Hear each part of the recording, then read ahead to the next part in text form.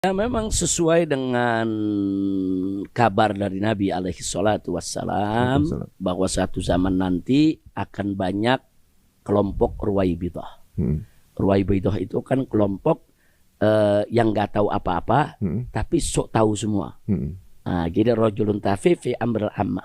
Jadi Nabi menggambarkan nanti akan datang satu zaman bahwa di situ akan banyak Ruwaibidah yang berani bicara dalam urusan umat yang bukan bidang dia. Dan ini zaman ini lagi zaman ini benar. Jadi kegaduhan yang terjadi di medsos karena yang banyak yang bukan bidangnya ikut bicara. Iya. Orang yang nggak ngerti kesehatan bicara kesehatan. Orang yang nggak ngerti agama jadi mufti yang mengeluarkan fatwa agama kan jadi rancu. Jadi rancu. Nah karena itu kita juga selalu kita minta kepada umat, silakan gunakan medsos itu semau kita, tapi jangan melanggar batasan-batasan yang ada. Jangan di sana kita umbar caci maki, umbar fitnah, umbar hoax, atau di sana kita umbar kegaduhan hanya perbedaan pendapat di antara madhab. Jadi itu nggak boleh diumbar di medsos. Kalau diumbar di medsos pasti akan menimbulkan kegaduhan, sehingga tadi yang Mas Ari cerita akhirnya ada ribut antara dua kelompok. Padahal ustadznya tidak begitu. Ustadznya enggak. Padahal kalau ustadznya yang bicara santun, sopan, baik, tapi begitu yang dibicara di bawah lain lagi. Yang di bawah ini nggak punya dalil, main tabrak tubruk aja bicaranya. Kadang-kadang yang terjadi kesopanan hilang. Karena dia ada serang adab ustadznya sebelah sana. Walaupun itu bukan ustadz dia, ya kan. Tapi kan nggak boleh nyerang ustadz tuh nggak boleh. Nah akhirnya adabnya hilang, moralnya hilang. Nah itu yang terjadi kegaduhan di medsos.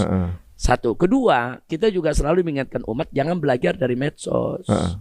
Kita mesti punya guru yang kita datangi, bisa sebagai tempat bertanya, tempat kita untuk konsultasi, meminta petunjuk, konsultasi. Nah, mestinya begitu. Jadi jangan berguru kepada Syekh Google.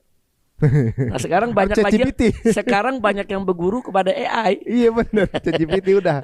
Mau nanya ini ke AI, nanya itu ke AI, nanya hukum ke AI, semua ke AI. AI kan itu teknologi tetap ada batasannya. Iya benar. Tetap ada batasannya. Itu. Jadi saya beberapa kali coba AI, mau coba menanya soal agama, banyak jawabannya ngawur. Iya benar. Emang artinya AI ini boleh lah dijadikan alat bantu kita ya, tapi kita mesti waspada. AI itu ciptaan manusia yang juga ada batasannya. Jadi walau bagaimanapun juga kita harus berguru, kita harus punya guru. Nah belajarlah kepada guru, belajar ilmu, belajar adab, belajar akhlak. Insya Allah guru kita menuntun kita. Jadi jangan belajar kepada Syekh Google atau Syekh AI. Kalau menurut antum gini, misalnya ada perbedaan pendapat, secara ahsannya seperti apa, Bib? Cara memberitahukannya, mengkritik, atau juga saya nggak sepaham sama pendapat ini gitu misalnya. Apa dengan di posting di media atau? Jadi begini, Mas Ari ya, soal perbedaan pendapat itu kita mesti lihat situasi lingkungan dakwah kita. Ini kita bicara bukan di medsos dulu ya. Kalau kita berdakwah di satu komunitas, yang satu madhab, satu pemikiran, satu guru, itu tidak ada masalah. Kita sampaikan pendapat sesuai dengan madhab yang kita anut. Kita nggak usah singgung-singgung mazhab lain. Itu kalau kita bicara komunitas tertentu. Tapi kalau kita bicara di komunitas yang berbeda, di dalam kumpul macam-macam komunitas. Ini ada yang belajar guru ana, ini belajar ke guru sana, ya kan? Nah, termasuk kalau di medsos kan semuanya terbuka, semua bisa lihat. Nah di situ kita harus arif dan bijak. Arif dan bijaknya apa? Kalau kita mengemukakan satu pendapat yang kita dukung, kita juga harus mengakui kalau di sana ada pendapat lain. Kadang-kadang ada orang mengeluarkan satu pendapat, hanya satu pendapat dia saja, dengan semangat dia bela, dan dia salahkan semua pendapat yang lain. Ini yang berbahaya. Nah, ulama-ulama yang arif itu, contoh nih, saya kasih contoh, yang masalah ringan lah. Kalau di medsos orang ingin bicara tentang kunut dalam sholat subuh, iya kan? Katakan saya mengikuti mazhab Syafi'i yang melakukan kunut. Kalau saya ngajar di komunitas saya sendiri, saya bicara hanya dalil tentang bolehnya kunut. Saya nggak bicara pendapat lain. Tapi kalau saya bicara di medsos, saya mesti jelaskan. Saya jelaskan ini bahwa kita kunut dengan dalil bla bla bla bla bla bla bla. Tapi nanti kita kasih tahu. Tapi ingat ya, di sana ada mazhab lain yang berbeda. Yang menganggap subuh itu tidak ada kunutnya. Mereka juga punya dalil yang harus kita hormati. Itu harus disampaikan. Sehingga umat tercerahkan, terbuka. Oh, ada mazhab lain yang seperti itu. Jadi nanti mereka tuh umat begitu mereka berbaur dengan kelompok lain, nggak saling menyalahkan. Oh, ini yang guru kita bilang nih ada pendapat lain. Oh, ini yang guru kita bilang nih ada pendapat lain. Jadi kita punya jamaah nggak kaget. Tapi kalau kita cuma bicara hanya satu saja, itu saja, dan semua pendapat di luar itu kita salahkan, ya jamaah kita nanti begitu berbaur dengan pendapat yang berbeda, mereka anggap yang pendapat berbeda itu aliran sesat, nih aliran baru nih. Salah nih, kenapa haram begini nih, ini salah nih, haram nih. Nah, itu yang jadi persoalan. Kalau di komunitas terbatas khusus untuk satu mazhab saja, silakan bahas cukup satu mazhab. Tapi kalau di komunitas terbuka, di tempat lain, lebih arif dan bijak. Dia boleh saja ikuti pendapat yang dia inginkan. Tapi dia juga mesti singgung ada pihak lain yang punya pendapat berbeda. Contoh, saya kasih contoh. Soal tawassul sama tabarruk. Ada orang menyampaikan tawassul tabarruk itu haram. Itu nggak boleh dilakukan. Itu bid'ah, itu musyrik, itu masuk neraka. Ini nggak arif, nggak bijak. Mestinya dia sampaikan bahwa tawassul tabarruk itu menurut Ibn Taimiyah, umpamanya Ibnu Qayyim, itu nggak boleh, umpama. Kalaupun boleh ada syarat-syaratnya.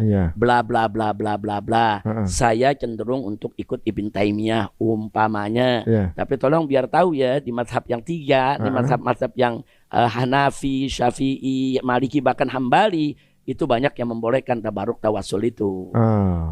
Jadi jangan sampai nanti ketemu kelompok itu langsung kita kafirkan. Kan jadi arif dan bijak. Soal dia mau ikut Ibn Taimiyah itu hak dia. Jelas kan? Soal dia mau bela pendapat Ibn Qayyim itu hak dia. Benar. Apalagi dia sebagai guru.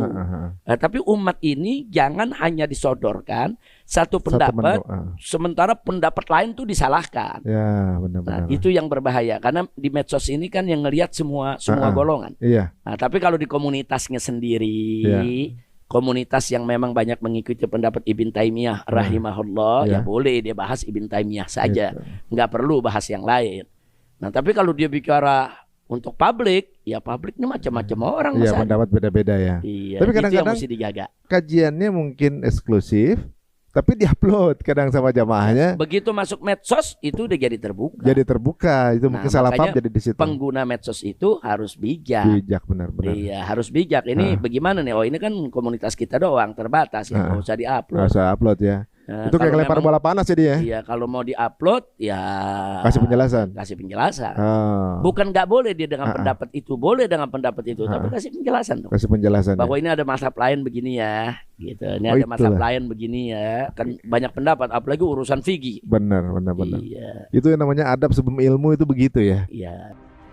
Ada satu kalimat dari Habib Rizik Syihab yang selalu terngiang-ngiang di kepala saya. Kata beliau, di zaman sekarang banyak sekali orang yang bukan ahli agama tapi seenaknya berfatwa di media sosial, seolah-olah dia itu ulama besar dan dia gampang sekali menyalahkan orang lain, padahal ilmunya nggak ada. Saya dengar itu bukan sebagai serangan politik, tapi sebagai kritik pedas pada kondisi umat saat ini. Coba kita lihat lingkungan sekitar. Media sosial penuh dengan hujatan, tuduhan kafir, bid'ah, sesat, dan lain-lain. Semua dia labeli dengan hanya klik keyboard dan swipe jari di layar. Padahal si penulis status atau pembuat konten belum tentu bisa menjelaskan dalil secara lengkap. Atau bahkan dia sama sekali tidak pernah mondok di pondok pesantren, tak pernah belajar langsung dari para ulama. Dan yang lebih parahnya lagi ialah mereka yang suka berbicara tentang agama seperti ustadz, tapi ilmu mereka cuma dari Google, TikTok, atau quote Instagram.